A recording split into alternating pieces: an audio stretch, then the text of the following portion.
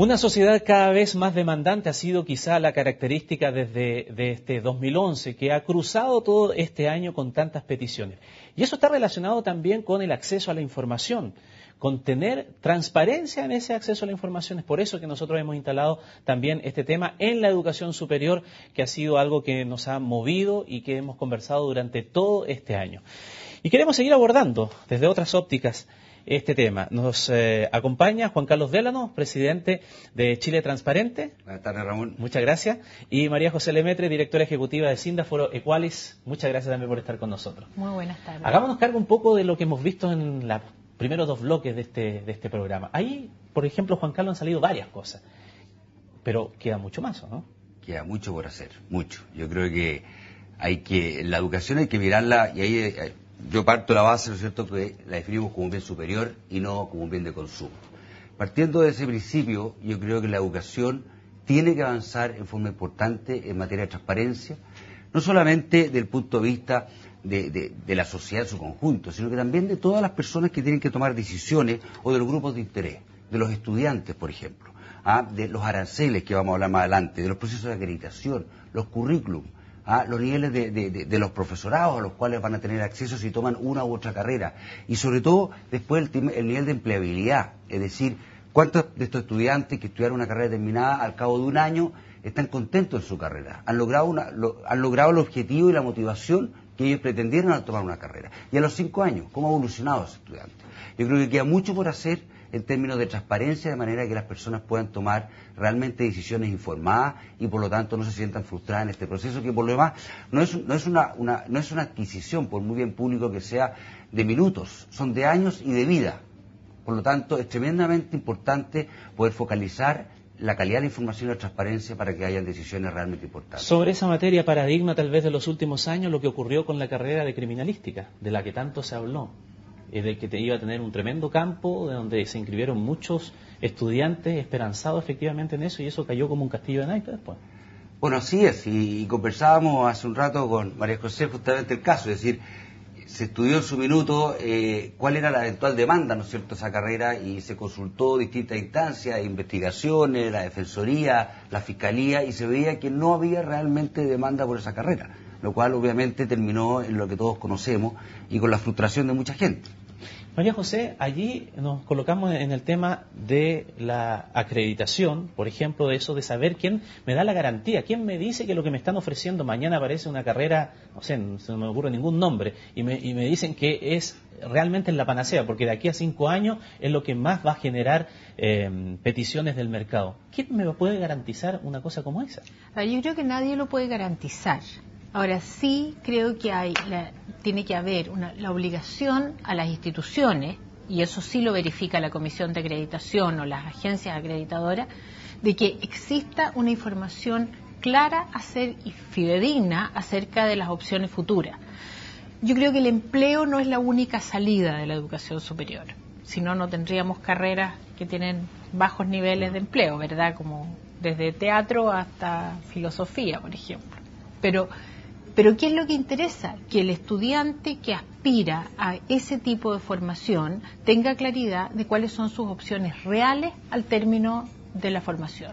Y eso, desgraciadamente, es algo que las universidades y las instituciones en general no suelen dar. Ni siquiera suelen conocerlo, porque se dejan llevar por la moda, Yo siempre he dicho que la carrera de criminalística tiene mucho que ver con la existencia de un programa de televisión como CSI.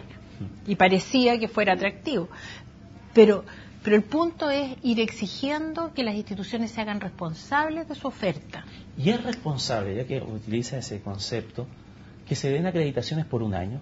O sea, que yo entre a una institución y me digan, esto está acreditado, claro, y a lo mejor yo ni siquiera investigo mucho y me doy cuenta de que está acreditado por un año, pero mi carrera dura 5, o 6, o 7 años.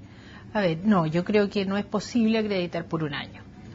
Pero dicho eso, el sistema de acreditación contempla la posibilidad de una acreditación por periodos breves. De hecho, por 2 años ha habido siempre acreditación, desde los 2 años hasta los 7, que es el máximo. El punto es que lo importante es si una institución está acreditada o no acreditada. Esa es la decisión clave que debiera tomarse. Una institución que está acreditada es una institución que satisface estándares mínimos de calidad. La acreditación no va más allá de los mínimos. ¿Ah? Hay que aprender a entender eso, no define calidad hacia arriba, define lo mínimo, la base. Define, mire, esto es aceptable. De aquí para abajo no es aceptable, pero esto es aceptable. Los años, ¿qué es lo que dicen? Siendo aceptable, nos parece que tiene la consolidación suficiente para mantenerse en el tiempo. Sin embargo, ¿cuánto tiempo? ¿Cuándo vamos a volver a mirar? Y esos son los años de acreditación. Ahora, en un año yo creo que una institución no cambia nada. Desde ese punto de vista, una acreditación por un año lo que está diciendo es esta institución no debiera haber acreditado, desde el punto de vista, por lo menos mi opinión personal, no debiera haber acreditado, pero la acreditamos para que los estudiantes tengan derecho a crédito. ¿Pudiese haber otro parámetro más, Juan Carlos, desde el punto de vista, si eso es lo mínimo? Claro, entonces uno dice, ya, ok, lo mínimo. Pero luego vienen las diferencias, y entonces ahí vamos a entrar ya en tema del arancel luego, y la diferencia, si eso es lo mínimo, después sobre eso qué construyo, qué estoy eligiendo.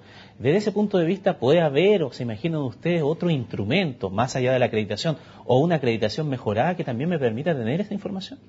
Yo creo que sí, definitivamente. Es decir, a ver, la educación, así como la salud, como los servicios financieros, son tremendamente complejos. Hay una persona normal que no ha estudiado el tema, probablemente no está capacitada para entenderla, interpretarla y tomar decisiones. Entonces yo creo que es muy importante cómo se avanza en la información y cómo se presenta la información. Es decir, la información tiene que ser homologable. Y voy a poner un ejemplo o una analogía, el caso de las ISAPRES. En la ISAPRE hoy día tenemos 8.000 planes aproximadamente distintos. Ahí se lo podemos llevar a carreras, digamos. Y la verdad es que la gente no tiene idea las virtudes o los defectos de los planes que está tomando, no tiene capacidad de comparar y por lo tanto de alguna manera puede sentirse frustrada al momento de ir ¿no es cierto?, a hacer uso de ese plan. El caso de la AFP, tenemos los multifondos, hay 5 multifondos y la gente compara el fondo, si decidió tomar, ¿no es cierto?, el fondo A, bueno, dice, se compara el fondo A de la administradora número 1 versus el fondo A de la administradora número 2 y por lo tanto esa información se va haciendo homologable y por lo tanto comparable. Y yo creo que en eso es tremendamente importante, sobre todo que pensemos que el 70% de los estudiantes de este país es primera generación, ¿no es cierto?, que entra y accede a la universidad. Por lo tanto, sus padres no pasaron por ese proceso y por lo tanto no tienen esa experiencia adquirida y es muy importante la orientación y que puedan realmente aterrizar la información en algo concreto. Por lo tanto, yo creo que hay mucho que hacer. Claro, porque hoy día uno podría decir que se mueve casi por la intuición, y la intuición en otras esferas del mercado, por decirlo de alguna manera, si es que atribuirle lo del mercado también en la educación, que es lo que se cobra. Vamos a una gráfica para ver, por ejemplo, el tema tan complicado que es el de los aranceles. ¿Los aranceles de qué depende? Vamos a ver alguna gráfica allí. En el caso de ingeniería comercial, un alumno podría estudiar la carrera con un arancel mínimo de poco más de 1,5 millones de pesos en la Universidad USINF, o pagando 4.470.000 pesos en la Universidad Católica. Una diferencia entonces de casi 3 millones de pesos entre ambos planteles, que además está por sobre el promedio del arancel referencial fijado para cada institución. Una situación similar ocurre con la carrera de medicina. Allí encontramos un valor mínimo de 3.312.190 pesos en la USACH y un arancel máximo de 6.373.203 pesos en la Universidad San Sebastián en la región del Biobío, o sea, otra vez más de 3 millones de diferencia entre ambas instituciones. María José, uno podría decir entonces, lo que me salta de inmediato aquí es que debe haber una diferencia de calidad. Yo creo que hay una diferencia de calidad en las carreras. Y una de las cosas que más afecta a la transparencia es que nosotros tenemos una estructura de títulos y grados, y el foro de Qualis entró largamente en el análisis de ese tema. Tenemos una estructura de títulos y grados que es muy poco transparente, porque el cartón, el título, no especifica ningún detalle, ni si lo estudió en una sede, en una jornada diurna o vespertina, y además refleja contenidos y competencias muy distintas.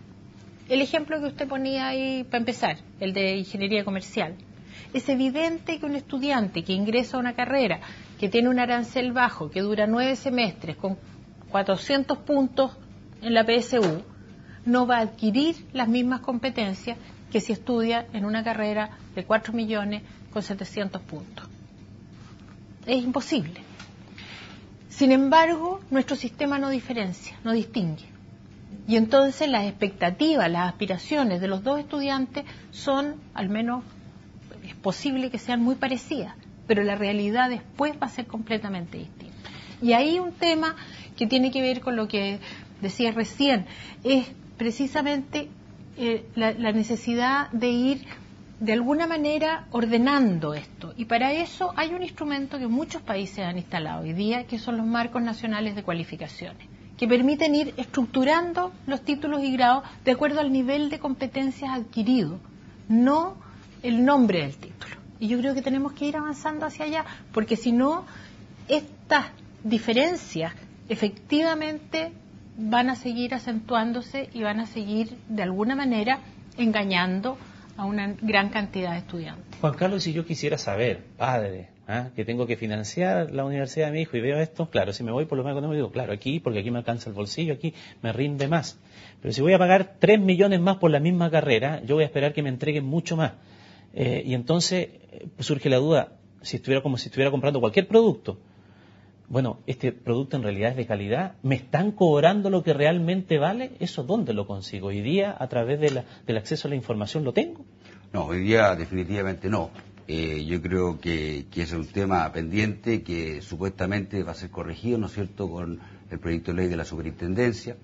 Y yo creo que además de eso tenemos que avanzar mucho en resultados concretos. Por un lado lo que comentaba, ¿no es cierto?, María José, también lo que yo me refería anteriormente es a cuáles son los resultados desde el punto de vista de la empleabilidad, desde el punto de vista del nivel de frustración, o mirado al revés, desde el punto de vista de la motivación que la persona logra con su carrera.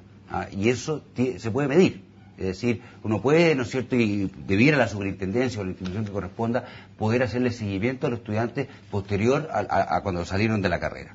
Pero también hay un tema de transparencia desde el punto de vista del arancel. Es decir, una cosa es que me cobren 3 millones de más, pero yo quiero saber y quiero comparar qué es lo que estoy pagando.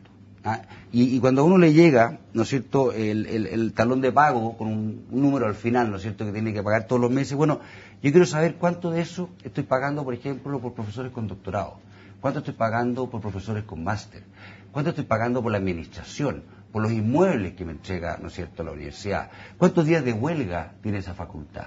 Porque a lo mejor yo no estoy dispuesto a estar, ¿no es cierto?, sacrificando una cierta cantidad de días de huelga. O sea, hay una serie de información que más que la diferencia de precio tiene que catalizarse o que tiene que canalizarse a través, ¿no es cierto?, de herramientas de información en donde yo pueda realmente discriminar, y a lo mejor como padre voy a estar dispuesto a hacer un sacrificio, incluso endeudándome, para poder entregarle a mi hijo las mejores herramientas en la medida que yo pueda. María José, quería decir algo. Y por favor, vamos a ir, nos queda poco tiempo, quiero hablar de las donaciones también, que es importante para que no se nos escape. Pero aquí también, y te pido el favor de que algo nos diga de el arancel de referencia. Porque el arancel de referencia hoy día está allí puesto en la discusión pública. Usted en el Foro Equalis fueron muy claros al respecto.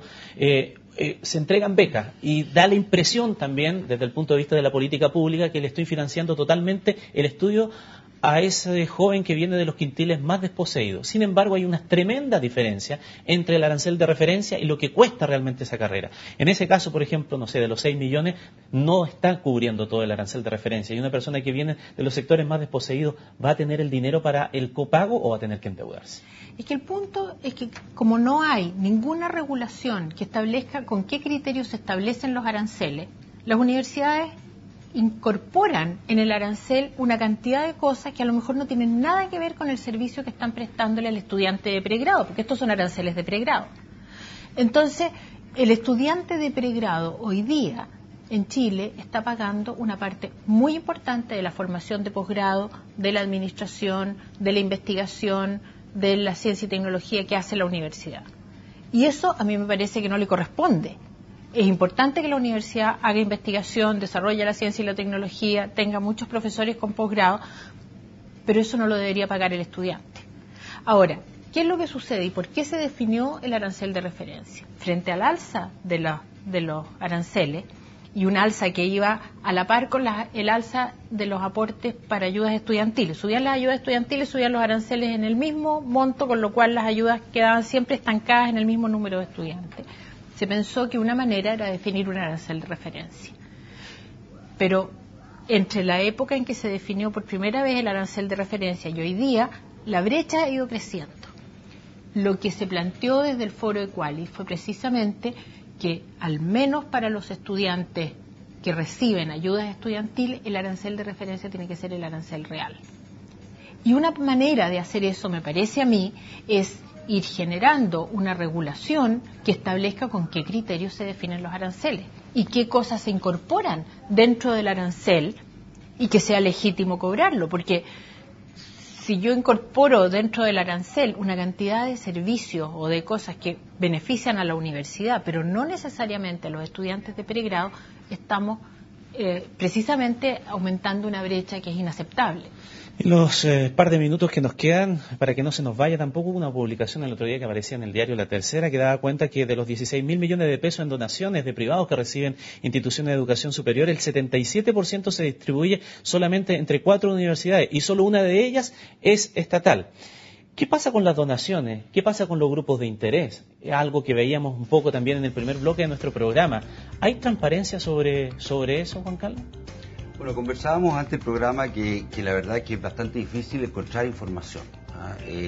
Yo he leído, por ejemplo, datos de que ciertas universidades reciben más donaciones, incluso en alguna parte leí quiénes eran los donantes.